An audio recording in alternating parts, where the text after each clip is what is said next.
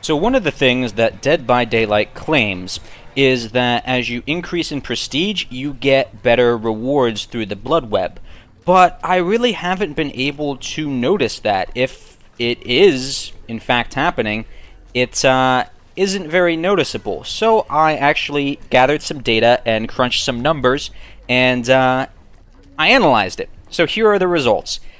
This is every item that I unlocked through the Bloodweb across all four prestige. So prestige 0, 1, 2, and 3.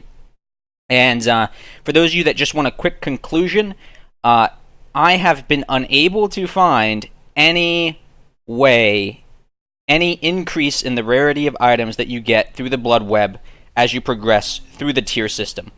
So if there is an increase in item rarity that you get as rewards through the Bloodweb, it is so slight and so minor as to be unnoticeable between Prestige 0 and Prestige 3. So here's the raw data, as you can see right here, and this will be down in the description below if you want to look at it yourself. As you can see what I did. So a couple things about my methodology here. I did a better, more accurate way of doing this would be to count each and every node on the Bloodweb that I had access to. So count all the commons, count all the uncommons, count all the rares, so on and so forth. I did not do that because, oh my god, that would be so tedious. What I did instead was I just progressed from level 0 to level 50 with a character, and then at the end, I counted up all of their items. And what I did was I made sure I got a perk. I basically did the Bloodweb normally, but I went for, once I got my perk, I went for the highest rarity item that was on the Bloodweb, no matter what it was. So even if it was, a garbage, one of those coins that increased the chest number, I still got it. And here's the results. So as you can see, I've tallied up common, uncommons, rares, very rares, and ultra rares for each prestige tier. And as you can see, on most prestige ranks here, I got about 360 to 380. For whatever reason, Prestige 1 was kind of an outlier. I only picked up 320 items when going through Prestige 1. And when I say items, I mean that includes actual items, add-ons, offerings.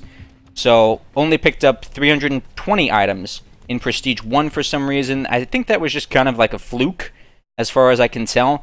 The other Prestige 0 was 380, Prestige 2 was 360, and then Prestige 3 was also 360. And as you can see, I got roughly the same number of ultra rares. So Prestige 0 and Prestige 2, I had 5 and 7 respectively, and then Prestige 1 and 3, I had 12 and 11 respectively. So didn't really seem to impact my ultra rare findings very much. And just to give you guys a visualization of this, here are some handy charts. So as you can see in the top left, we have Prestige 0, and then Prestige 1 on the right, Prestige 2 in the bottom left, and Prestige 3 in the bottom right. So the blue here is the percentage of items that were common, and then red is percentage that were uncommon, then rare, very rare, and ultra rare. And as you can see, it looks about the same. So in terms of very rare items, the green, it's almost identical. It's roughly 10% across all of them. My ultra rares were between 3.6 and 1.3%. And just kind of so on and so forth. So if you compare, I'm just going to pull two charts down here. So it's just one sec. Let's just look at just these two charts here. So that's Prestige 2, not what I want. Okay, there we go. Prestige 0 and Prestige 3.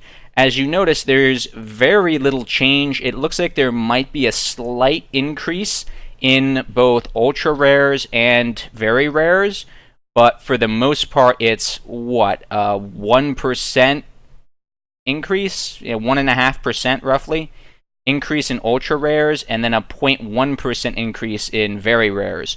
So that's well within the margin of error.